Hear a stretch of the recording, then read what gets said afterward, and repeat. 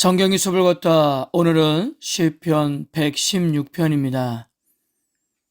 오늘 116편은 하나님이 이스라엘을 애굽에서 구원해 주신 사건을 배경으로 지은 애굽 할렐 시편의 네 번째 시편으로 한 개인이 경험한 구원의 은혜에 대한 감사 찬송 시편입니다. 시인은 과거에 생명의 위협에 처한 큰 고통 가운데 있었으나 믿음으로 구원받은 경험을 토대로 노래하고 있습니다. 먼저 1절에서 2절까지 시인은 자신의 부르짖음을 들으신 일로 여호와를 사랑하며 그 결과 그분을 평생 신뢰하며 살겠다고 선언합니다. 내가 그를 사랑하는도다 라는 표현은 감사의 기쁨을 표현하는 것일 뿐만 아니라 여호와에 대한 충성을 표현하는 것이기도 합니다. 사랑하다라는 동사가 이스라엘에서 근본적으로 믿음과 순종을 묘사하는 말이기 때문입니다. 믿는 자들이 여호와를 사랑하는 것은 그들에 대한 여호와의 선하심과 신실하심에 근거를 두고 있는데요. 그분이 먼저 우리를 사랑하셨기 때문에 우리도 그분을 사랑할 수가 있는 것입니다. 이처럼 시인이 헌신과 충성을 새롭게 하게 된 이유는 하나님이 그의 음성과 간구를 들으셨기 때문이었어요. 3절에서 6절까지 시인이 경험한 고난을 서술하면서 어떻게 여호와께 부르짖었는지, 또한 여호와께서 어떻게 기도에 응답하시는지를 고백합니다. 사망의 줄, 수월의 고통은 그 고난이 얼마나 극심했는지를 상징적으로 표현하는데요. 그 고난이 무엇이든지 정확히 알 수는 없지만 시인을 죽음에 이르도록 올가매고 짓눌렀던 것입니다. 그리고 그런 고난의 사항을 환난과 슬픔으로 표현했는데요. 환난은 대적들에 둘러싸여 어찌할 수 없는 외적인 상황을, 슬픔은 그런 상황에서 겪었을 시인의 내적 감정이라 하겠습니다. 자, 이런 상황에서 시인이 평소에 가지고 있었던 신앙의 대원칙이 한 몫을 하는데요. 그것은 바로 하나님께 간구하는 일이었습니다. 즉, 고난의 상황에 함몰되지 않고 눈을 들어 하나님의 들으심에 기대하며 구원을 간구한 것입니다. 5절에서 시인이 눈을 든 하나님의 본성은 은혜로우심과 의로우심이었는데요. 6절에서 하나님은 당신의 본성을 구체적으로 순진한 사람, 즉 스스로를 보호할 능력이 없는 이들을 지켜주시는 것으로 드러나는데, 시인은 자신이 그런 신앙을 지향해서 구원을 받았다고 고백합니다. 7절에서 9절까지 여호와의 도움으로 위기를 넘긴 시인은 예전에 누리던 평안한 삶으로 속히 돌아가기를 소망합니다. 하나님은 시인의 영혼을 죽음의 위기에서 눈물에서 발을 넘어짐에서 건지셨는데요. 그래서 하나님 앞에서 그분이 주신 생명으로 살게 되었다고 고백했습니다. 하나님이 베푸신 구원의 경험은 그때나 지금이나 장차 겪을 고난 가운데도 평안함을 유지할 수 있는 근거가 되었던 것입니다. 그와 같은 경험은 어떤 고난에서도 무한하신 하나님께로 시선을 옮길 수 있게 했던 거예요. 10절에서 11절까지 다시 나는 믿었도다 라고 하면서 하나님의 구원에 대한 신뢰를 고백하는데요.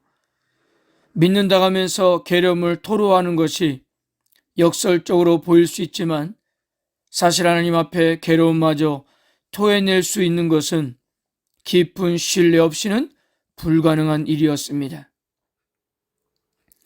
사람들이 시인에게 어떤 거짓말을 했는지는 알 수 없으나 중요한 것은 8절처럼 시인이 영원히 죽거나 눈물을 짓고만 있거나 넘어질 것이라고 그렇게 사람들이 기대와는 달리 시인은 하나님의 구원에 대한 믿음으로 굳건히 서 있었던 것입니다. 12절에서 14절까지 하나님의 구원과 그분을 향한 사랑과 믿음을 고백한 시인은 이제 본격적으로 감사를 표현하고 실행하기 시작합니다. 내가 여호와께 무엇으로 보답할까라는 수사적 질문은 솔직히 인간이 하나님의 은혜에 보답할 방법이 없다는 거예요.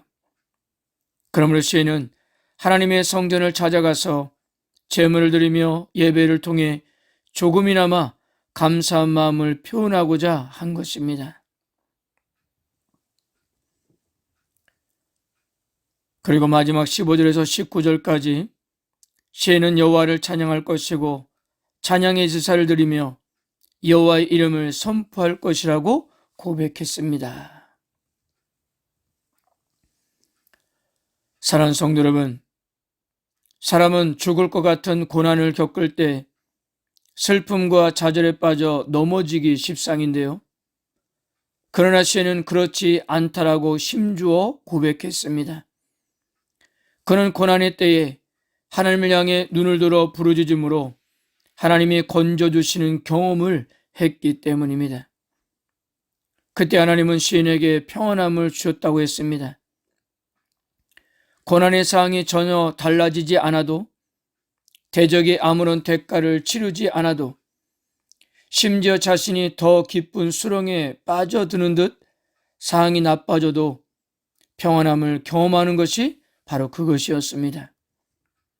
그 비결은 언제나 하나님이 동행하시고 우리의 음성에 귀를 기울이시며 우리를 영원히 인도하신다는 믿음과 사랑에 있었던 것입니다.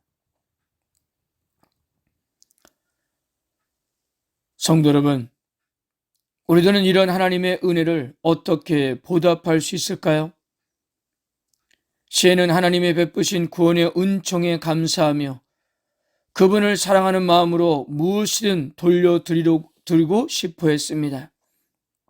그래서 그는 구원을 기념하는 잔을 높이 들고 하나님의 이름을 부르며 하나님이 베푸신 구원을 기념하는 감사 제사를 드린다고 했습니다. 그리고 구원을 기대하며 하나님께 했던 서원을 모든 사람이 보는 앞에서 이행하겠다고 하는데요. 그런데 과연 그것이 전부일까요? 구원을 베푸신 하나님이 우리에게 바라시는 것이 그런 제사 같은 가시적 보답일까요? 우리는 여기서 형식적인 제사와 무의미한 서원 이행 가운데서도 죄짓기를 주저하지 않았던 사람들을 보면서 예언자 미가가 던졌던 강력한 질문을 생각해 볼 수 있습니다. 내가 무엇을 가지고 여호와 앞에 나아가며 높으신 하나님께 경배할까? 내가 번제물로 일련된 숭아지를 가지고 그 앞에 나아갈까? 여호와께서 천천의 수양이나 만만의 강물 같은 기름을 기뻐하실까? 내 허물을 위하여 내 마다들을 내 영혼의 죄로 말미암아 내 몸에 열매를 드릴까? 사람아, 주께서 선한 것이 무엇임을 내게 보이셨나니 여호와께서 내게 구하시는 것은 오직 정의를 행하며 인자를 사랑하며 겸손하게 내 하나님과 함께 행하는 것이 아니냐.